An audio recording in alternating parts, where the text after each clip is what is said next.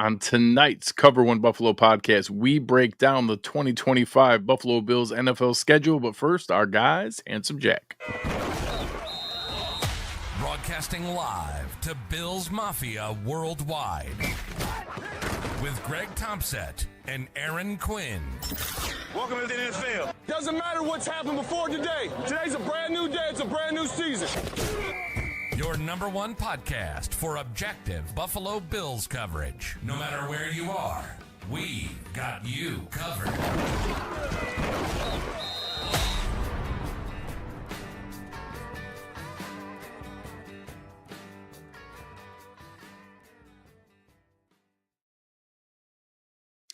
Good evening and welcome to the Cover One Buffalo podcast. You're joining your host, Greg Tompsett, along with my partner in crime, Aaron.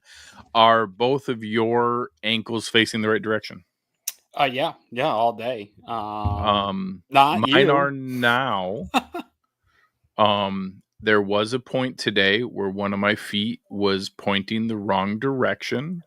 If you ever have an opportunity to do that, I'm going to give it 0 stars. Would not recommend. For everyone listening here, I'm not going to share the picture because it's horrific. I dislocated my ankle this morning working out. I'm so mad and annoyed and frustrated. I'm in a injury bug right now, waiting for an MRI to find out if I need surgery. Tons fun. Super, super awesome. No. You can tell it's pretty serious because I didn't even have time to do my hair, so I'm wearing a hat on the show. Yeah. That's how you know something really serious happened.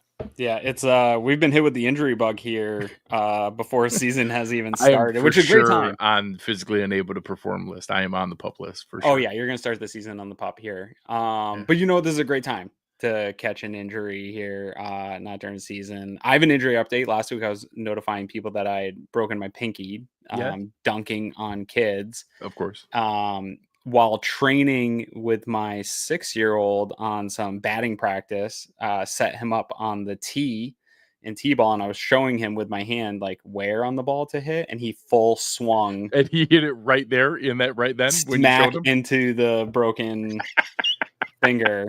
Luckily, honestly, Greg, I thought I shattered part of a bone in my hand the way it sounded. And luckily it didn't do any more really damage. It's just more swollen than the finger. Okay. It probably extended the length of time I would be with this finger. Nothing like yours. I thought I might have an emergency situation on my hands, but just a Funniest Home Videos ring video of me cussing very loud.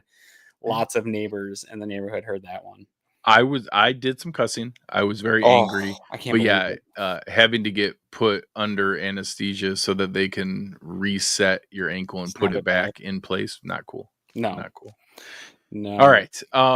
So besides our old dad injury stories, you guys are here because the Buffalo Bills have released their 2025 schedule. So all this show tonight is going to be what's here to help by our friends at William & Tarr Law Offices, because they're here to help you schedule your tailgating, your travel, all kinds of different fun. So we're going to show you the schedule here in just a second. Obviously, many of you have already seen it. And then we're going to talk through some of the analysis pieces, some of the positives, negatives, rest advantage, weather, some of the different nuggets that I always dig through and look for. And we'll kind of talk through that tonight. So without further ado, I'm going to show and read you the Buffalo Bills 2025 season schedule. So we already knew the opponents, of course. We've known that for quite a while, but now we know who and when. The Bills have 5 primetime games. Aaron, are you ready for this?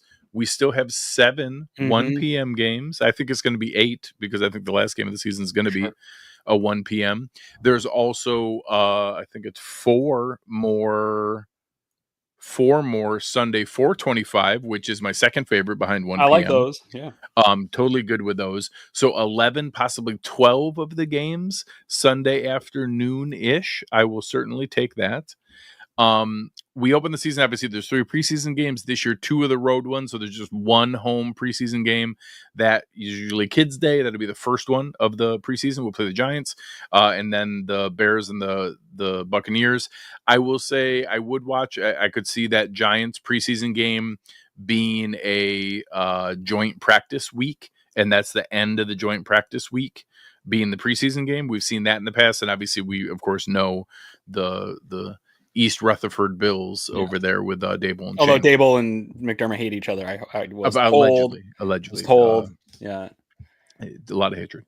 So we opened the season on Sunday Night Football with the Baltimore Ravens. So interesting game. I hate waiting for week 1 through all the other games. So you hate waiting all day for Sunday night. I love Sunday Night Football. It's I think it's the best produced game that the NFL puts out.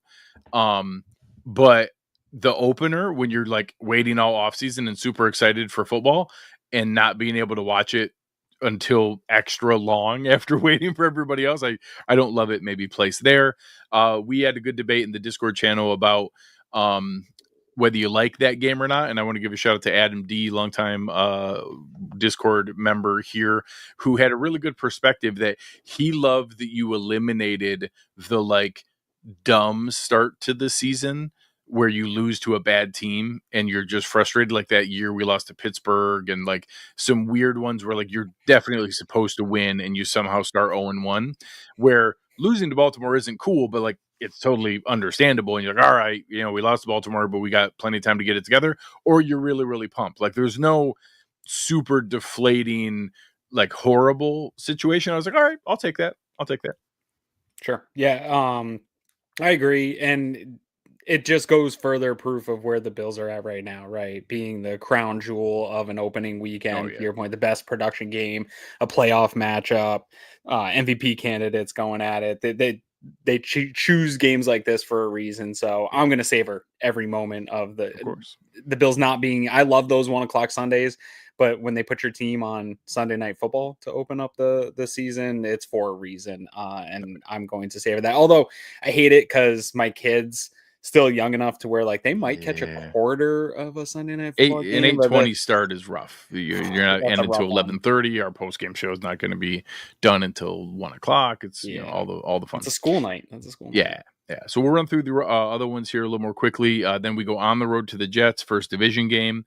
Then back-to-back division. We go home for Miami on a Thursday night, so we don't get the September trip to Miami. Short rest there, but Miami also has short rest, so pretty equal. New Orleans, we then play at home again, a second home game in a row, followed by a third home game in a row. This one back to Sunday Night Football. So Sunday Night Football, the Thursday nighter for Miami, and then another 1 p.m. and then back to Thursday Night Football or Sunday Night Football, and then Monday night right after that. So 4 out of the first 5 games at home, 4 out of the first 6 in primetime. Really high publicity start to the season for the Bills. Yeah, what I love about this first tier stretch too is having been a season ticket holder, living here in Western New York, knowing that this is the farewell season to whatever you call it, Rich, Ralph, if you want to call it Highmark. I don't know anyone that does, but if you do, it's I say Rich Stadium, like that's still like my go-to in my head. But I think most people are Ralph Wilson. Yeah. It is because I'm old. I think most people it's Ralph Wilson Stadium. Yeah, I still call it the Ralph. Anyways, it being the farewell season. When I was a season ticket holder, having those stacked games in September, October was there's nothing better than waking up, tailgating on whether it's a night game. We didn't have a lot of those when I was a season ticket holder, but either way, having a night game in the fall in Western New York, this is elite. This is a gift to the people of Western New York, to Bills fans. If you were traveling for games, I would highly recommend trying to get out here in the fall. It's absolutely beautiful here in the fall. September, October's real nice for some football. So that's a little bit of a gift to Western New York here in the farewell tour. I agree 100%. Obviously we'll get to some of the pros and cons. One of the cons is I don't love an early bye, week 7 bye. It's fine. It's not ideal. There is some correlation to late season buys, but it's actually been a little refuted in recent years. It's not some death knell, but I'd prefer it to be later. Week 7's earlier than I would like. Sure. Also a little bit, not a negative, but adding a little bit of pain to that is we come off the bye playing Carolina. So like the bye week rest where McDermott is literally undefeated, 8-0 coming off a bye. I'd prefer that was against a tougher matchup, but I guess it's we get nice though to like have a warm up. Sure, we get a warm-up game and then go to Kansas City. Yeah. So we get on the road to Carolina and then home for KC. Obviously, 425. We know that game. That's going to be Jim Nantz and Tony Romo, 425, locked in on CBS. Then a couple 1 o'clockers here. We go to Miami November 9th. Not a bad time to be down there. Not as nice as like a December timeframe. Could be still a little bit warm, but not the crazy heat in September and early October. So I'll take November going to Miami on the road. Then we go 1 o'clock home for Tampa Bay. We then go Thursday night at Houston. So that's a short turn, one of our short rest periods going against Houston in that stretch. So that one's not ideal, but they're in the same boat that we are. So no rest disadvantage for either of the Thursday night games. They're both coming up that same short rest. We'll get to some of the other rest advantage and disadvantage ones later, but those two are at least equally annoying. We then do get the extra rest going into our next one, which is at Pittsburgh. So we get kind of a 10-day mini bye later on. So not as great as having a late genuine bye, but at least you get a little bit of that built in there. Then home for Cincinnati, another 425 start there. So back-to-back 425s coming off of the Thursday game. Then we go 1 o'clock on the road for 2 at New England, at Cleveland. Then an interesting spot, Philadelphia, the 425 game, obviously a primetime slate, possible Super Bowl preview. But it's December 28th in week 17. And the Eagles play the Commanders week 16 and 18. Right. So they could be wrapped up. There's a chance that if they beat Washington in week 16, I don't know that they're going to have a ton to play for, but it depends. Obviously, seeding can still be in play for number 1 seed or bye or things like that. Obviously, all of us expect Philly to have a very, very good team. So I'm excited for that matchup. I think it's really, really cool that's at the end of the season, and we may even see them again if things go right. But a little bit weird that it might not matter for them. That was my first instinct, was this could be a dud for Fox. It might not matter a ton for both to teams. Both teams. Yeah. Both teams have a legit shot that this game may or may not matter. And then the final game of the season, where the game very likely won't matter, but it is the final game at Highmark, Ralph Wilson Rich Stadium, regular season game. Got a very good call. Their last regular season game versus the New York Jets. I think it's a great way to close it out from the scheduled standpoint. Longtime division rival and somebody that's been here as much as any other team. I think I probably would have preferred the Dolphins just from a symbolic standpoint. Sure. But I don't mind the fact that, I feel pretty good we're going to smoke the Jets the last game of the year, or not care and let Mitch Trubisky laugh. And maybe we ruin their number 1 pick like we ruined it with Joe Milton and the Patriots here. Yeah. Hopefully the last game is a home playoff win against KC. I do love to advance. Of course, the Buffalo Bills listed the playoff game, so we'll be on bye wildcard weekend. We'll then host a team in Buffalo in the division championship, the division round, and then we'll host a game in the AFC Championship game before going to California, which would be the only time that we go to the Western time zone is in the Super Bowl. Yeah, I was going to say the furthest west they travel on this is Houston, which is kind of crazy when looking at a schedule. So that's some of our nuggets here. Greg has always wanted to do that, by the way. I've always wanted to have solo. You can only hear Aaron, but you can just see my face as solo. So now some of the nuggets here, we go through some of the positives. I kind of like that they spread out the big games. We don't have that gauntlet. Shout out to Ashley T in the Discord channel. We don't have like that gauntlet stretch where it's like 4 straight tough games in a row. We're like, oh my gosh, wait till you get to this stretch. We play Baltimore week 1, KC week 9, Cincinnati week 14, Philadelphia week 17.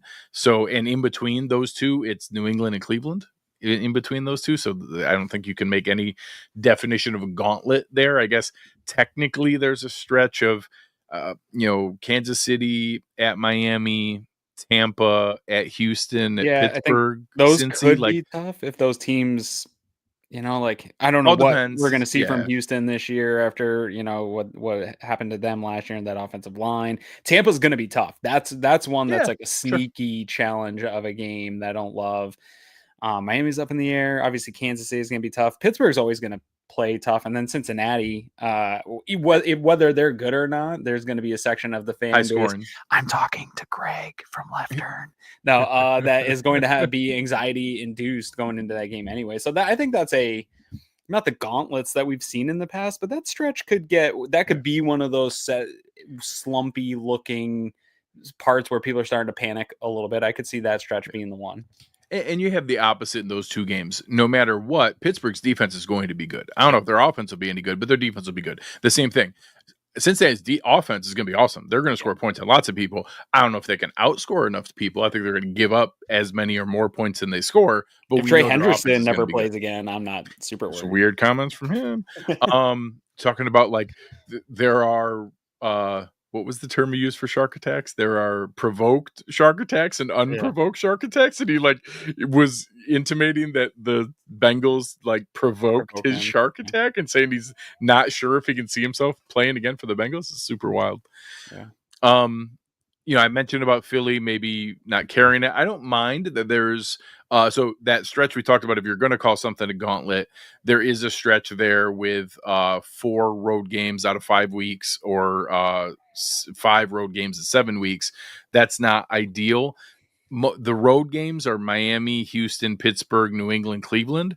So it's not like it's a gauntlet of teams per se, but or when you're crazy travel either. Yeah, and not terrible travel. I'll get to the travel piece in a second. That's the kind of situation where you could have a schedule loss per se, where like, hey, it's kind of weird, but your 4th road game in 5 games and short rest, and all of a sudden you drop one you shouldn't have because it's a little more taxing on the team or something like that. Luckily, that 4th road game in 5 games is Cleveland, so I'm pretty sure we're going to be okay. KC, we do have the rest advantage against them, so I like it that one of our rest advantage games is them. I'm going to say the negative side, I kind of feel like we waste 3 of our other rest advantages. We play the Thursday night game early and get the early mini bye from week 3 into week 4, but that's playing New Orleans, and it's New Orleans at home. New Orleans might have, I don't even know who their quarterback might be in that game, Tyler Shuck, or I don't even know. No idea. The next one, we get the rest advantage. It's coming off our bye. It's Carolina. Like I mentioned, we get the kind of the warm-up game going into KC. We get the advantage on KC because they're playing Monday Night Football the week before, and then they have to come on the road to come play us. So I like that they're going to have one less day rest and then come into us, and we get the warm-up game versus Carolina. And then we get the later Thursday night game with our mini bye, and it goes into Pittsburgh. So Pittsburgh's probably the one with the best advantage out of the other 3. But using the rest advantage with New Orleans and Carolina is, a little bit of a waste in my opinion. Yeah, no, I don't disagree. On the negative side, we have the rest disadvantage in 5 matchups. These ones, again, I think there's one that I do care about, and then a couple that are fine. We play 2 teams coming off a bye. One is Atlanta early on. They have the earliest bye. They have a week 5 bye. So again, I'm going to call that a little bit negated because all the teams are still going to be relatively fresh. You don't need the bye as much that early on. So like later in the season, when you get like a week 12 bye and you play a team week 13 and they don't have one and they've been through 13 weeks of football, or say they had a week 5 bye and they've gone another stretch and they're 13 weeks into the season and you just had a bye, that is a more legitimate benefit in my opinion. So early on, I don't think it's a huge deal, but right off the bat, we play Atlanta. We will have a little bit of, it's not a rest advantage, but we will have one extra day because it's a Monday night game. So we'll have one more day than usual in that spot. And then we play Atlanta and then we go on our bye. So, it's not all that bad, I don't think, but last year we played 0 teams coming off a bye and we have 2 this year. So it's better to have none and we have 2. Sure. We have 2 of them that are Thursday night games. So we play Miami on the road in week 9 in Miami or in week 10. In week 9, they're coming off a Thursday night game. So they have the mini bye with the 10 days. So they'll have 10 days versus our 7 days. Will be normal rest, but they'll have 3 extra days because they play on the Thursday. And then we do it again. This one isn't ideal. Greg, cover your ears. week before in week 13, Cincinnati's playing Thursday Night Football. It's Baltimore, so it's a tough matchup, but they get 3 extra days rest on us going into that Sunday game against Cincinnati. So we'll be normal rest, but they will have 3 extra days so that's extra time for Greg to be super anxious. Yeah. And then another one where we're playing the team off a bye, but I don't know if I care that much.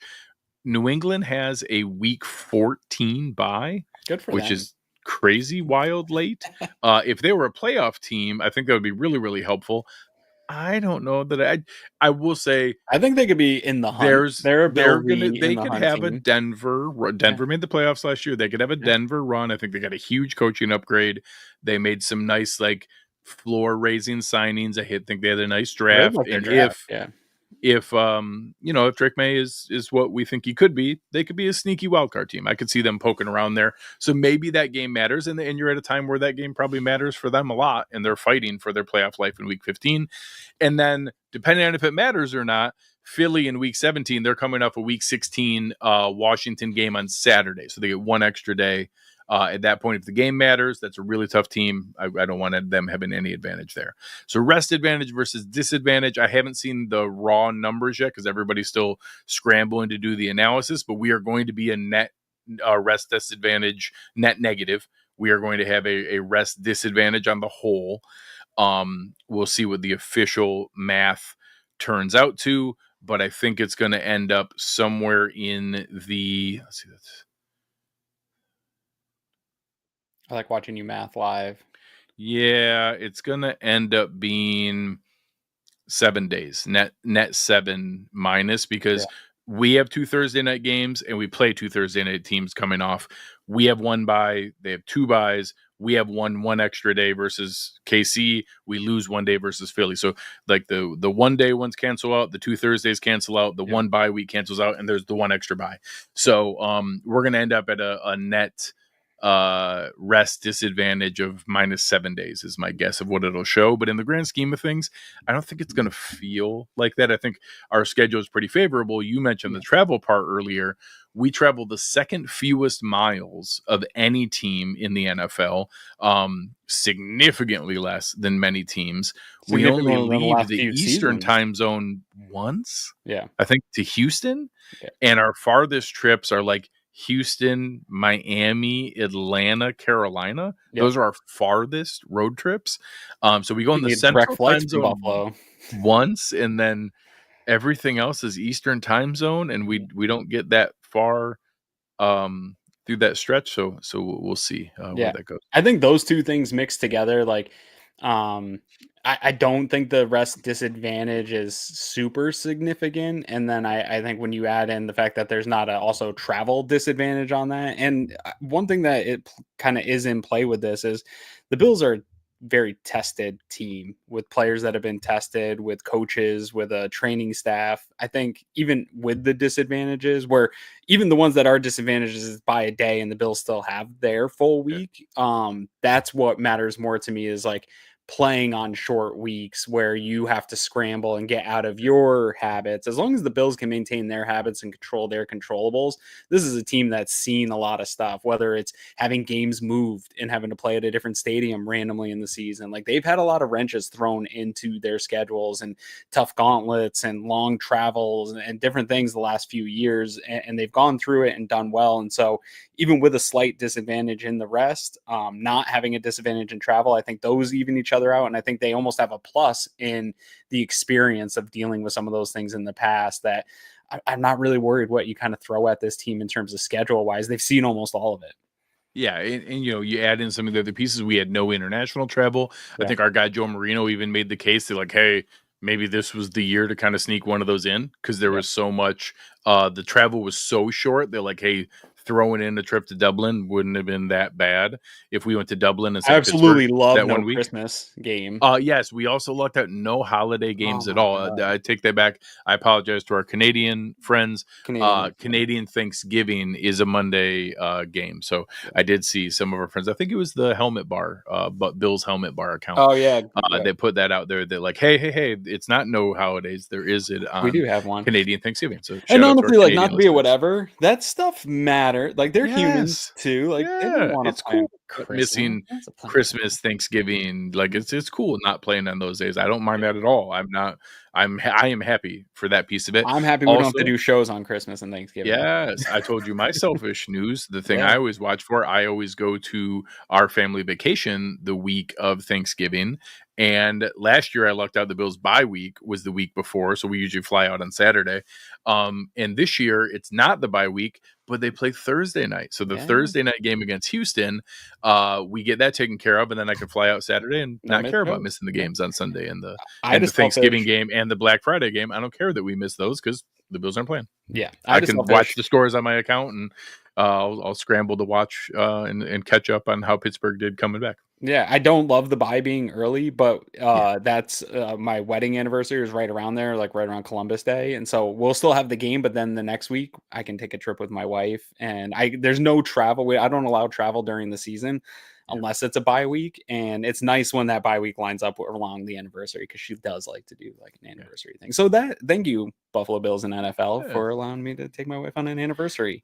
RJ here saying he thinks most Canadians celebrate Canadian Thanksgiving in the afternoon, probably similar to like a big family meal like American Thanksgiving. So most should be done by 8:20, probably similar to if you have the night game on Thanksgiving.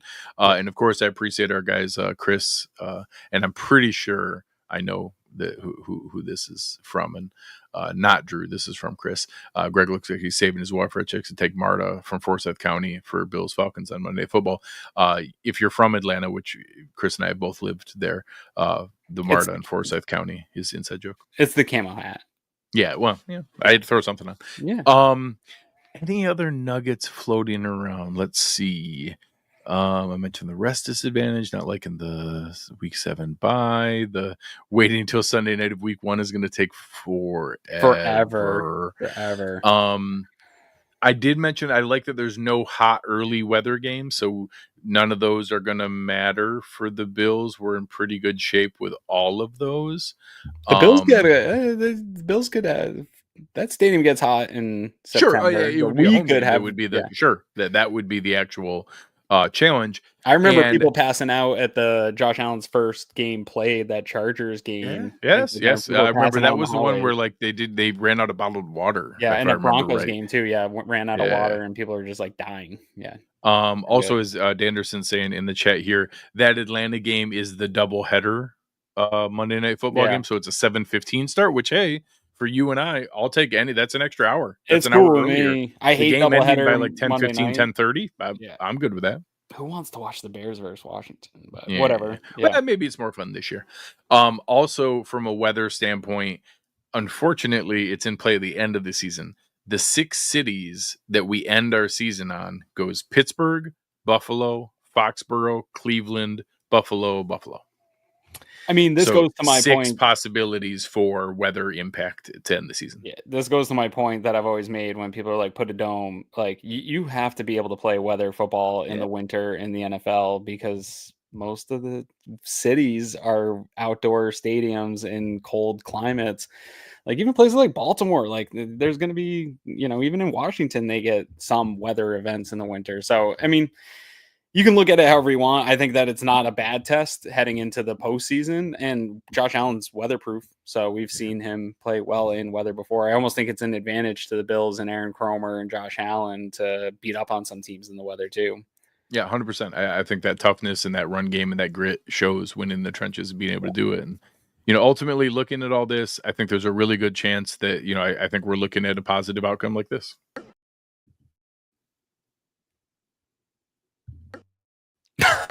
Buffalo Bills going undefeated, and we're going to the Super Bowl. Yeah,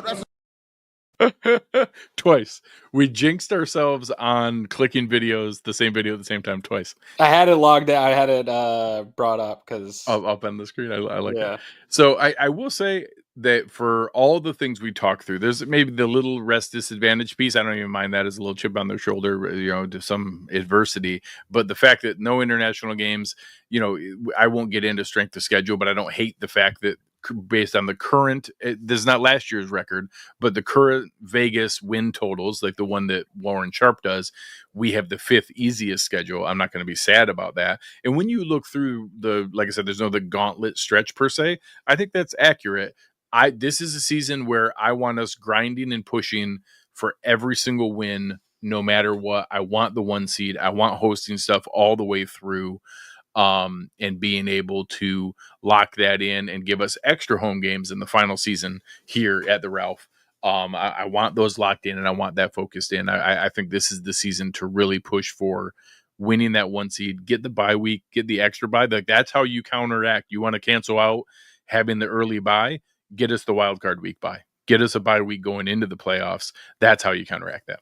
Yeah, a couple things on the farewell season. One, I don't think they're going to do it in the way that I want them to do it, but I hope things like the 90s uniforms. I know everybody begs for that. This would be the season to bring those back as an alternate uniform with the red helmets, put red end zones in, like make it really just like strip the Ralph down and blast us with the nostalgia dopamine of the history of this team. I know they're going to do some efforts to make it a memorable farewell season, but on another note, for the people that think sports are scripted and the NFL scripted, if that's true, this would be the ultimate script, is to have the Buffalo Bills win the 1 seed, get a bunch of home playoff games in this stadium, and go out raising a banner in the new stadium and winning one in the final year of being in this stadium. There isn't a better script to put out there for a team.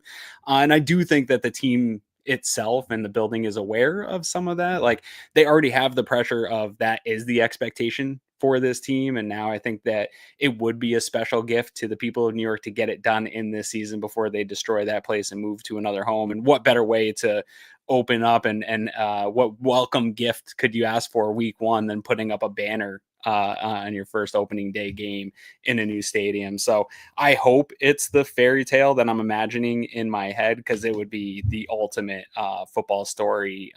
You'd get a 30 for 30 out of that. That's right. That's right. So can't wait. Really, really excited. Looking forward to going through every single one of those games with each of you that's listening here. Can you give us the marble board for the season? That's Every year where they show that like gorgeous aesthetic when you have Don Shula and Marv Levy wearing the starter jackets with the rope. They both have the rope hats on. And like the turtles killer wearing turtletnecks on the players. Yes, it's perfect. I always look, and in the background you see the huge Marlboro ad up in the stands.